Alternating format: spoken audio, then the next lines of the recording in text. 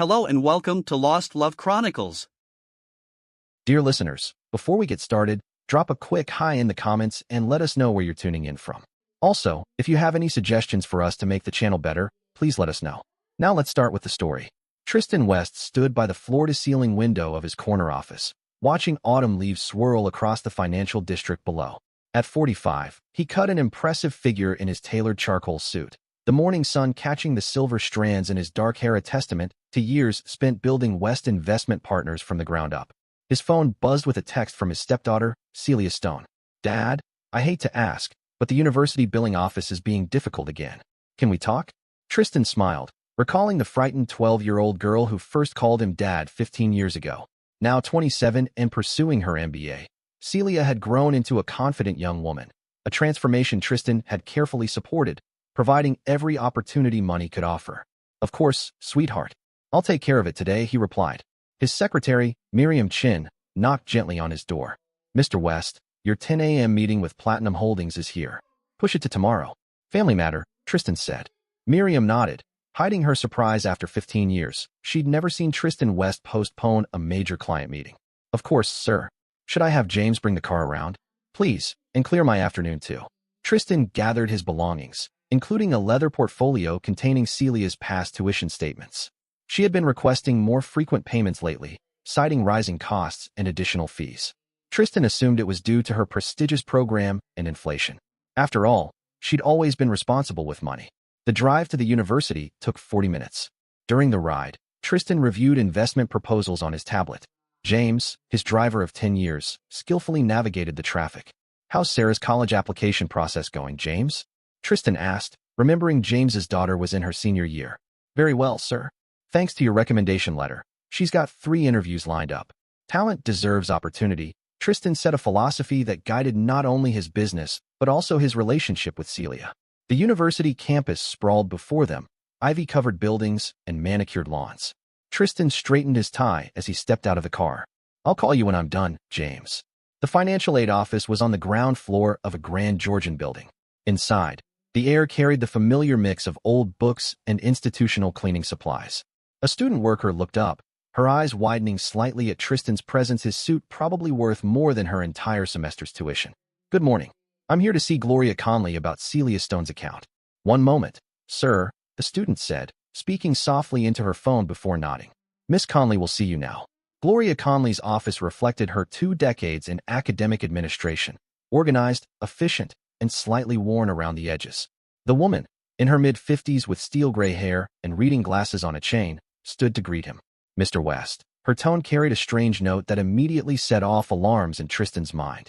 "I understand Celia mentioned some issues with her account," Tristan began. "I'd like to clear any outstanding balance and pay for her next semester in advance." Gloria's frown deepened. "Mr. West, there appears to be some confusion. Celia actually withdrew from the university 3 months ago." The words struck Tristan like a physical blow, but years of business dealings had trained him to stay composed. "There must be some mistake. She's been keeping me updated about her classes, her professors," he said, pulling out the portfolio. "I have her tuition statements right here." Gloria adjusted her glasses and examined the papers. "These aren't official university documents, Mr. West. Our records show that Celia formally withdrew at the start of the semester for personal reasons. She hasn't been enrolled in any classes since then." Tristan's mind raced through his recent conversations with Celia, the vague updates about professors he'd never met, the increasing money requests, and how she dodged his offers to take her out for lunch on campus. "I see," he said, his voice steady despite the turmoil inside. "Could you print me a copy of her withdrawal paperwork?" "Of course," Gloria replied, typing quickly.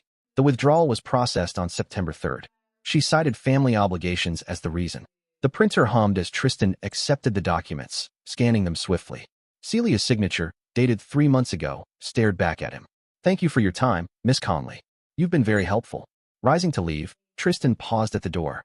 "One more thing, has Celia requested transcripts or records be sent anywhere else?" "No, Mr. West. No transcript requests have been made." Tristan loosened his tie, the crisp autumn air doing little to cool his growing anger.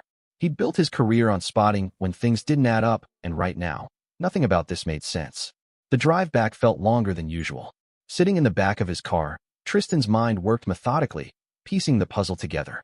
James kept glancing at him through the rearview mirror, sensing the unusual silence. Should we head back to the office, sir? No, Tristan's voice was calm, controlled. Take me to Greenwich. That was Celia's apartment building a luxury complex where he had co-signed her lease 2 years ago. During the drive, Tristan called Celia's cell 3 times. Each time, it went straight to voicemail. Her cheerful greeting now felt like a cruel joke. Hi, you've reached Celia. Leave a message, and I'll call you back when I can. He pulled up her Instagram profile, something he rarely did. The last post was 2 weeks old, a sunset photo tagged at his beach house in Southampton, the very beach house he had given Ariana for their 10th anniversary. James, change of plans. Call Kelsey Bennett's number in my contacts.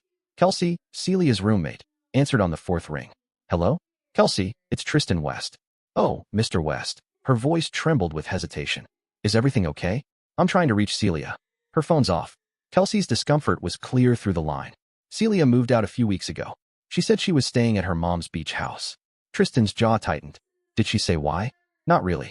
She just packed up one weekend and said she needed some family time. There was a pause. I thought you knew. Of course, Tristan lied smoothly. I was just confirming. Thanks, Kelsey. After hanging up, Tristan opened the security app for the beach house.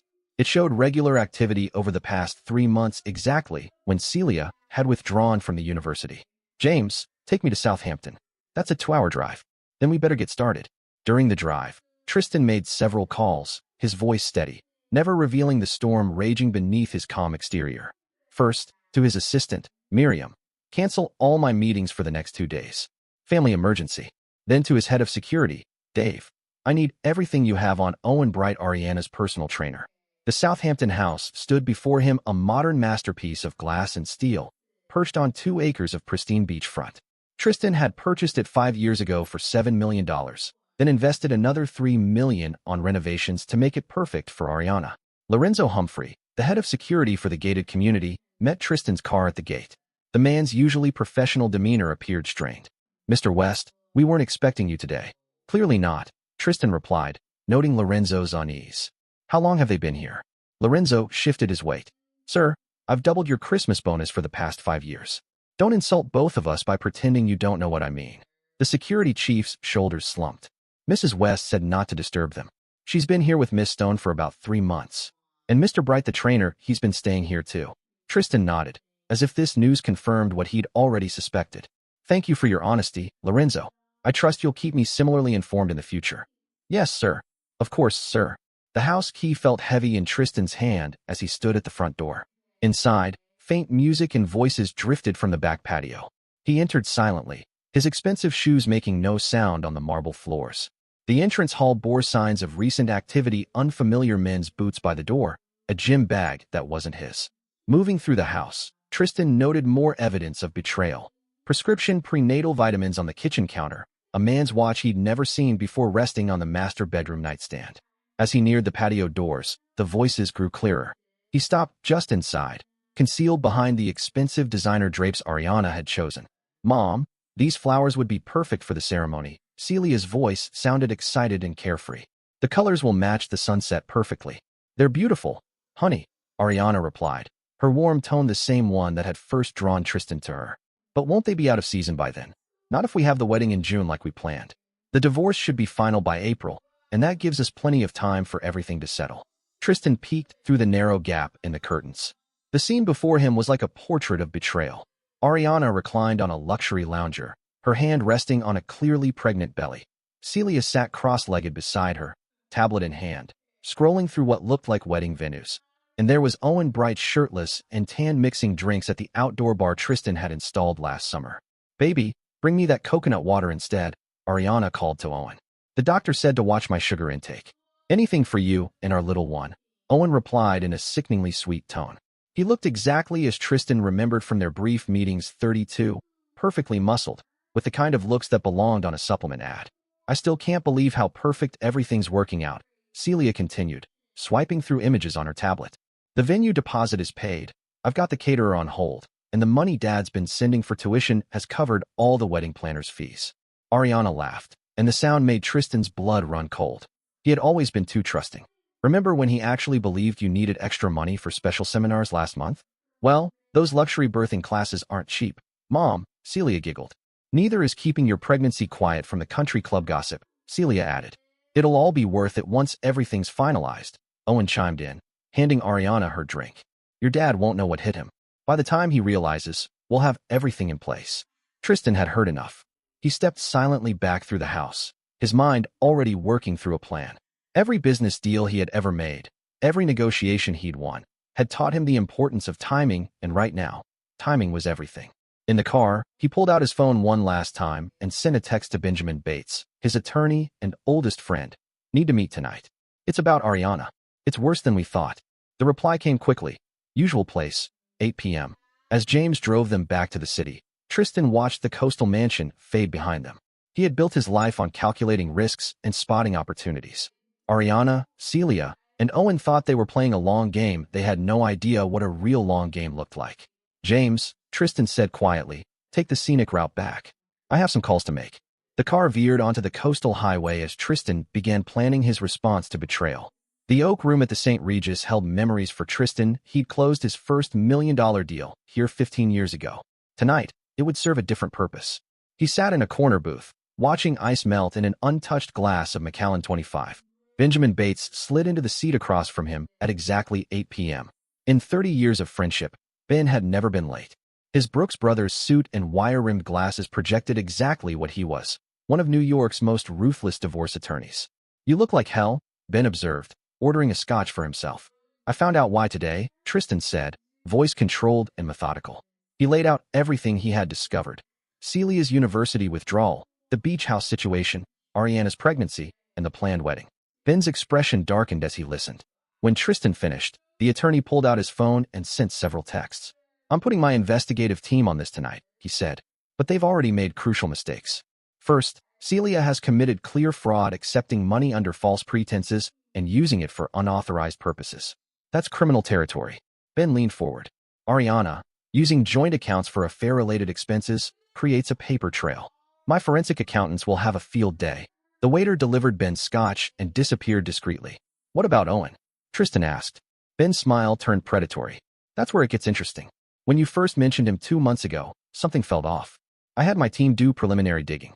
Turns out our boy has a history, 5 previous relationships with wealthy clients' wives. Each ended in messy divorces where he walked away with substantial settlements. Tristan's eyes narrowed. A professional con man? Exactly, Ben said. He targets wealthy married women, usually through his personal training business, seduces them, convinces them to leave their husbands, then drains them in the divorce settlements. Ben pulled out his tablet, showing Tristan the documentation. He's careful, though. Never enough evidence to prove criminal intent. Tristan studied the documents, his business mind calculating every angle. They think they're being clever, planning everything ahead, and using my money to fund their escape. Most men in your position would confront them immediately, Ben observed. Make a scene, Tristan added. That's probably exactly what they're expecting. Most men let emotion drive their decisions. Tristan took his first sip of scotch. I want to handle this carefully. They think they're playing the long game. Let's show them what a real long game looks like. Over the next hour, they crafted a plan. Ben's legal pad filled with notes as Tristan outlined his strategy. When they finished, Ben leaned back, clearly impressed. You're not just going to beat them, he said. You're going to make them destroy themselves. First step, Tristan said, is to secure the company. I've been planning to transfer shares to Celia for her 30th birthday. Those need to be protected. I'll create a new trust first thing tomorrow, ironclad. No possible claim from Ariana or Celia. Tristan nodded. Meanwhile, I'll start documenting everything. Every call, every text, every fraudulent expense. I want a record strong enough to hold up in both civil and criminal court. And Owen? Ben asked. Let me handle Owen, Tristan replied with a smile that didn't reach his eyes. Every con man has a weakness. Owen's was greed.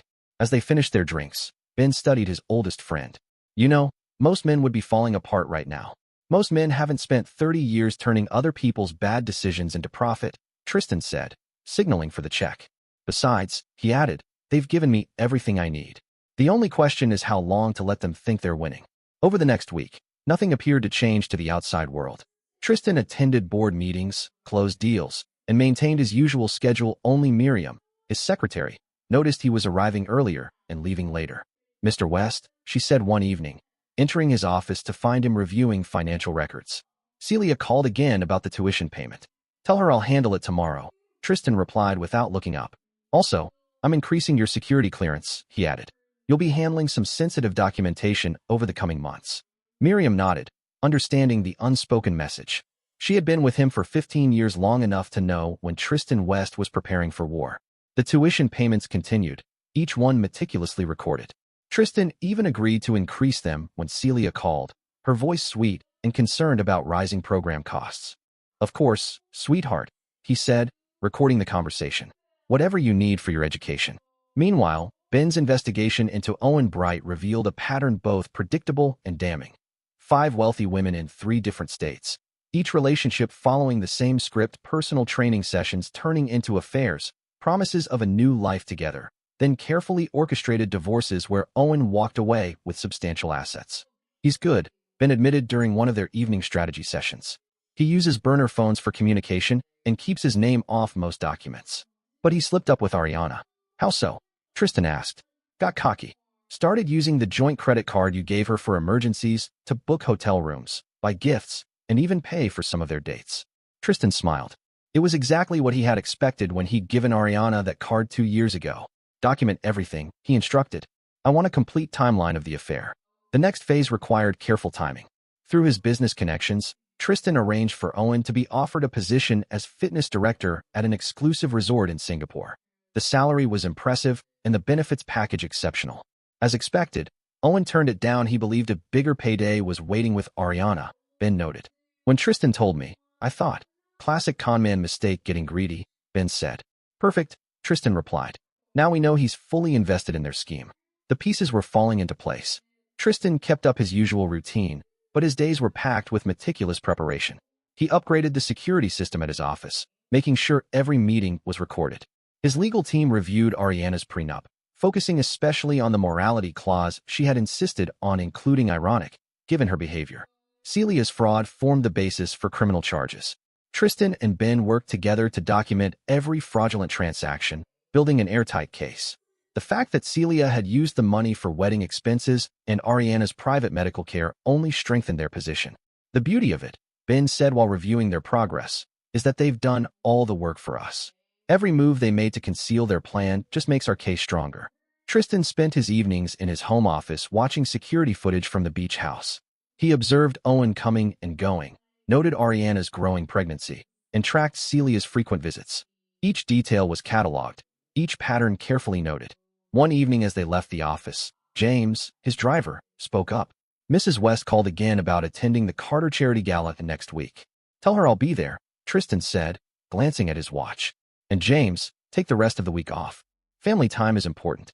James nodded, understanding the subtle warning to keep his own family close. 3 months of careful preparation culminated on a crisp December morning. Tristan's office overlooked Central Park, the bare trees stark against a steel-gray sky. Everything was ready. "Miriam," he said into the intercom, "please show my family in." Ariana entered first, elegant in designer clothes bought with Tristan's money. Her pregnancy was now more visible, though she still tried to hide it beneath loose garments. Celia followed, tablet in hand, likely filled with more wedding plans. Owen arrived last, his usual confident demeanor faltering slightly in the unfamiliar corporate setting. "Darling," Ariana's voice dripped with honey, "this is a surprise. You've been so busy lately. Sit down." Tristan's tone was calm but firm, leaving no room for argument. "We need to talk about family." They arranged themselves on the leather sofa Ariana between Owen and Celia. Tristan noticed Owen's hand instinctively resting on Ariana's back, a gesture meant to appear protective, but really marking his territory. "I asked you here because I care about family," Tristan began, his voice steady. "And family should know the truth." He pressed a button on his desk, and the wall-mounted screen behind him flickered to life. What truth would that be? Ariana's attempted innocence might once have fooled him. "Let's start with you, Owen," Tristan said, pulling up the first set of documents. "Would you like to explain these?" The screen displayed settlement records, bank transactions, and surveillance photos. Owen's face remained calm, but his grip on Ariana's shoulder tightened. "I don't know what you're implying," Owen began, but Tristan cut him off. 5 wealthy women in 3 states all divorced their husbands after meeting you," Tristan said conversationally, "each settlement naming you as a beneficiary of various assets. You're very good at what you do until now." Ariana turned to Owen, confusion breaking through her carefully maintained facade. "What is he talking about?" she asked. "He's trying to manipulate us," Owen replied quickly. "This is all fake." "Fake."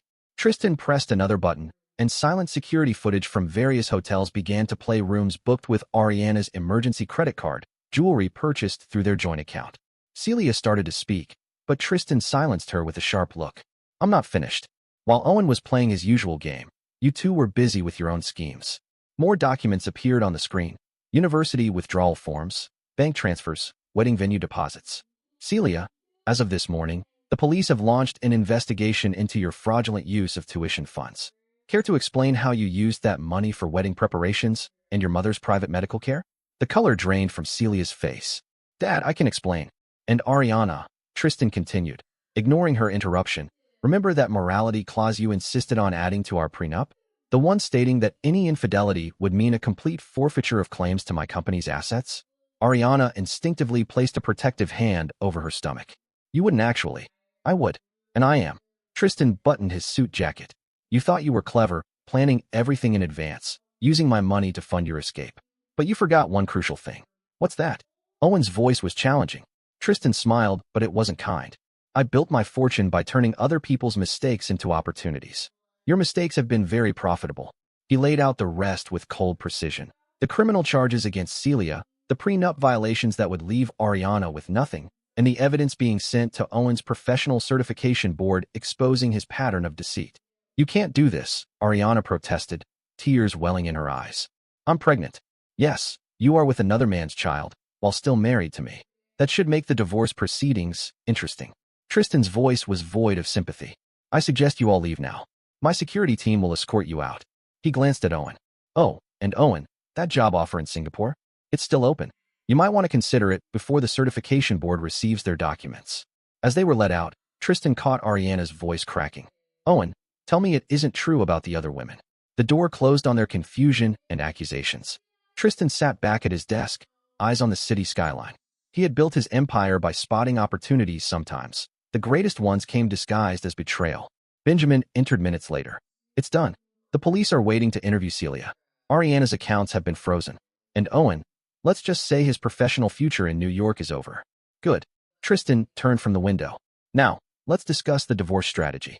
At JFK, Owen Bright sat in the terminal, his designer carry-on holding what was left of his life in New York. His phone buzzed with another message from Ariana, the 20th, in 2 hours. He deleted it without reading. 3 days had passed since Tristan West's calculated confrontation. 3 days since Owen's carefully built world had fallen apart. The certification board's investigation was gaining steam. Former clients were coming forward, and his professional reputation lay in ruins. Last call for Singapore Airlines Flight 23. Owen grabbed his bag. The job offer was still waiting. Tristan had made sure of that. It was either Singapore or mounting legal pressure in New York. He chose survival over Ariana and their unborn child. Just like he had done 5 times before, across town Ariana West sat in her obstetrician's waiting room, mascara streaked from crying. Her phone displayed a message from Owen the previous night. Sorry, babe, can't risk the investigation. Better this way. Take care of yourself and the baby. The doctor's receptionist approached cautiously. Mrs. West, your card was declined.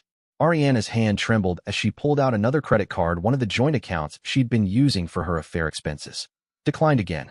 Tristan had frozen all their accounts. Meanwhile, at the district attorney's office, Celia Stone faced the full weight of her actions.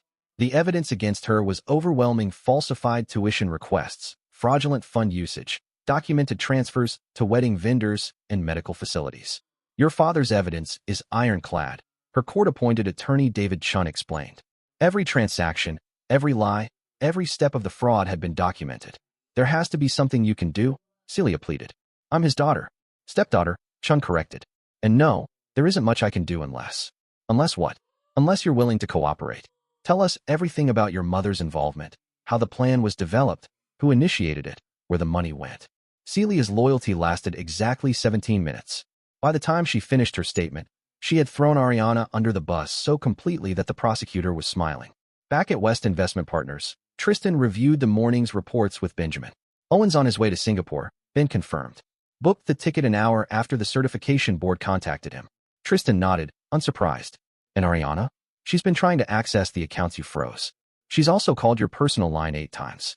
Let her squirm. Tristan turned to the window, watching his reflection in the glass. And Celia's singing like a canary. Turns out your stepdaughter's loyalty only runs as deep as her trust fund. Ben shuffled his papers. She's offered to testify against Ariana in exchange for a lighter sentence.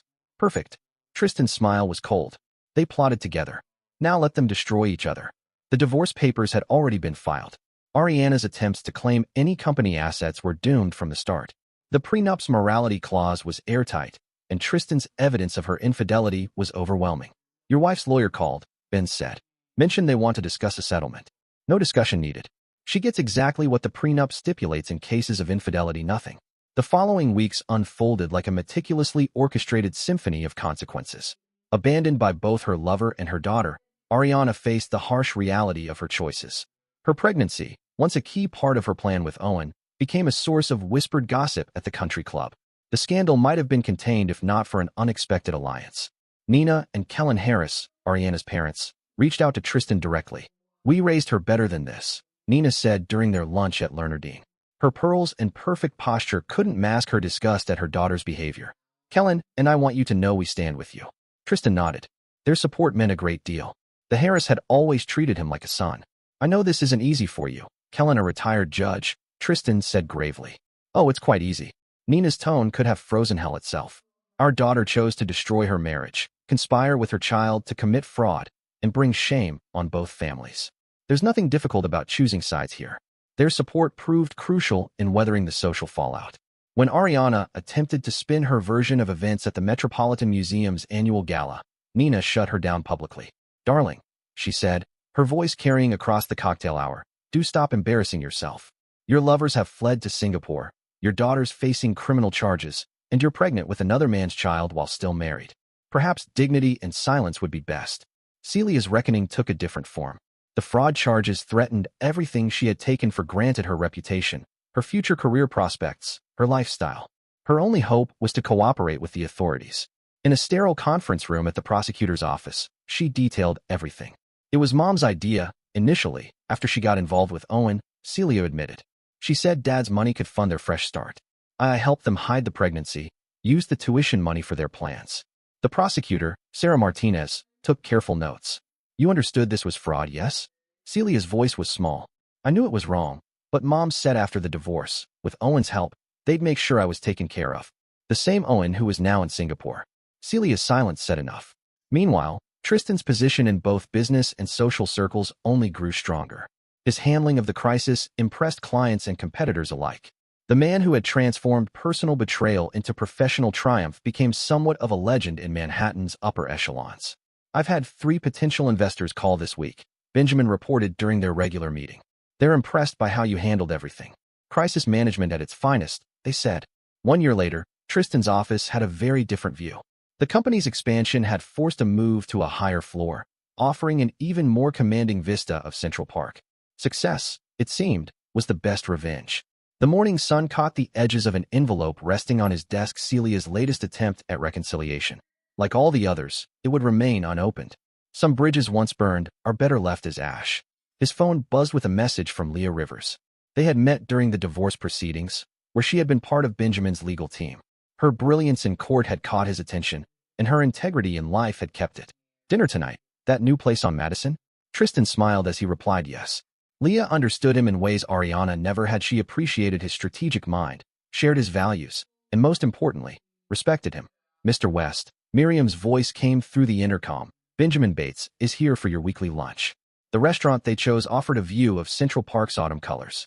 Benjamin arrived exactly on time, as always. The beach house sold, he reported as he settled into his seat. Above asking price. Tristan nodded.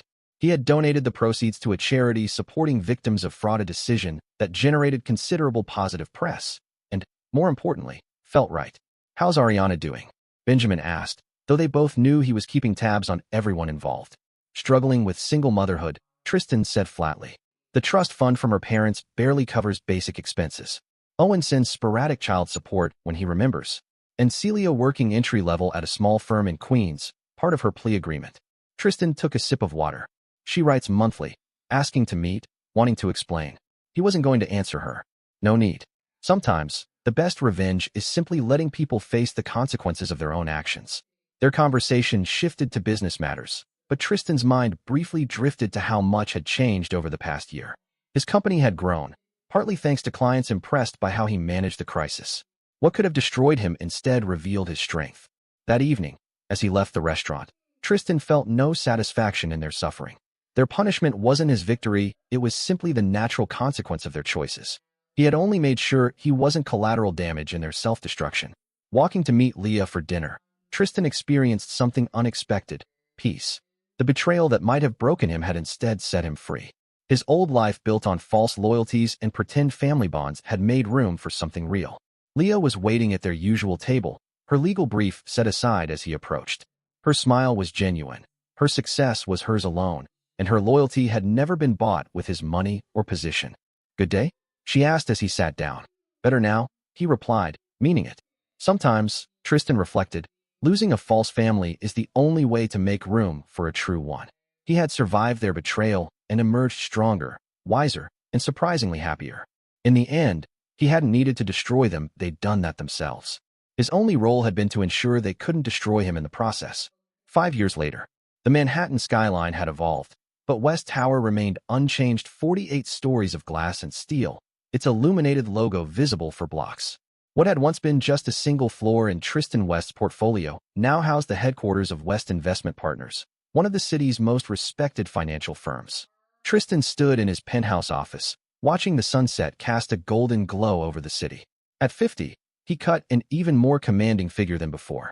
Success had added a layer of quiet authority to his presence. His marriage to Leah 2 years prior had softened some edges while sharpening others. Mr. West, Miriam Chin, now chief of staff, appeared at his door. Still efficient after 20 years, she had grown alongside the company.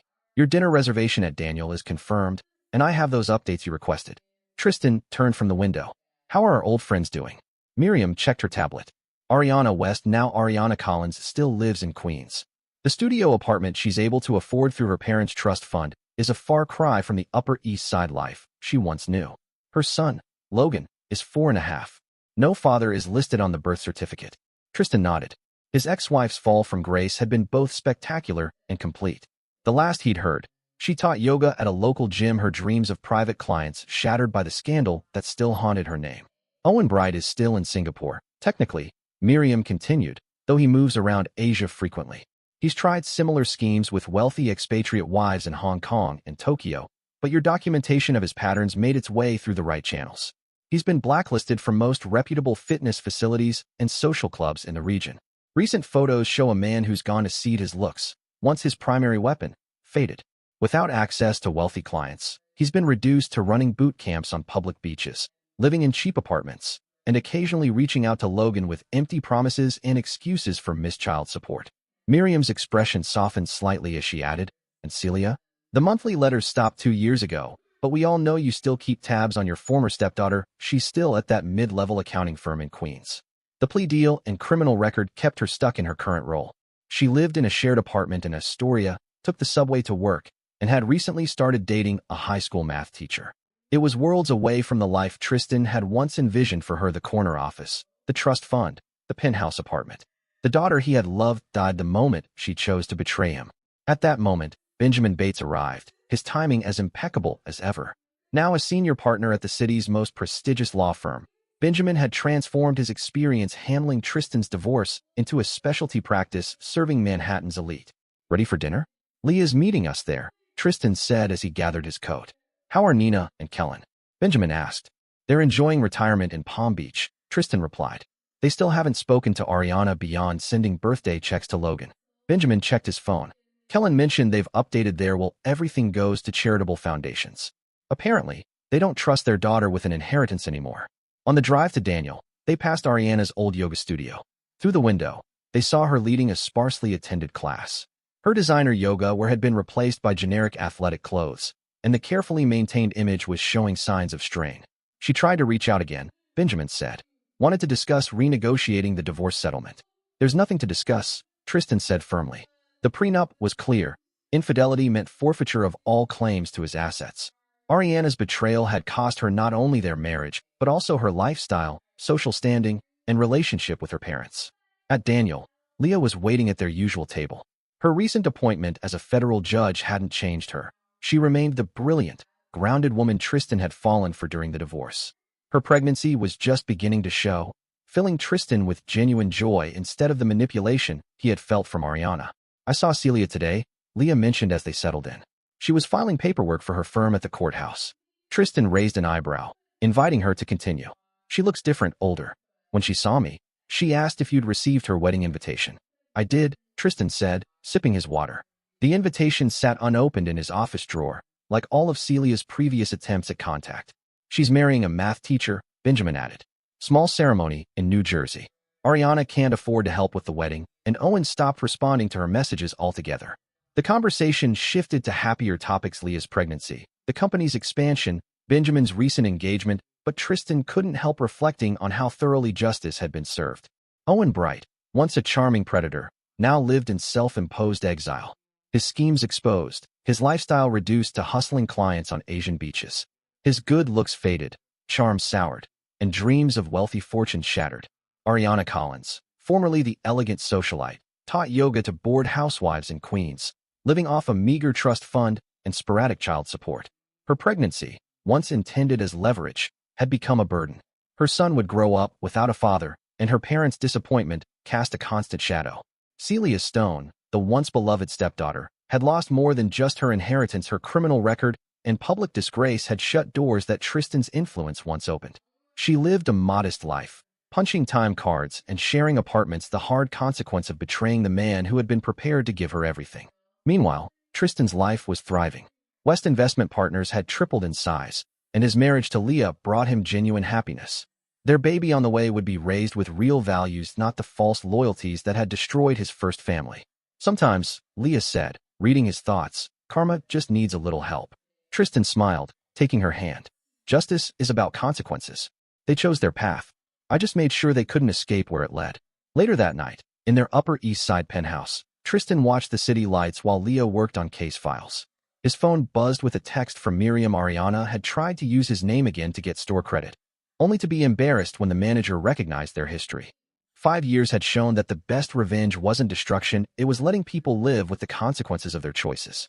Owen faced the loneliness of a con man exposed. Ariana endured the humiliation of a schemer whose plans had collapsed. Celia lived the modest life of someone who had traded her birthright for betrayal. Tristan hadn't needed to chase revenge. He simply ensured justice was served cold and complete. His new life, the company's success, his marriage to Leah, and their growing family weren't built on the ashes of the past, but on the wisdom gained from surviving betrayal. As the city sparkled below, Tristan felt the peace he had once lost, a false family gone, a true one found. Success, he realized, was the best revenge. But happiness, that was the greatest reward. Leah looked up from her files, smiling at him, and Tristan knew he had won more than justice. He'd won freedom from those who never deserved him, making room for those who did. In the end, karma had needed his help, but justice had done the work itself. He'd only made sure everyone paid their fair price for betrayal. Dear listeners, please share your thoughts in the comments section below, and don't forget to like, share, and subscribe.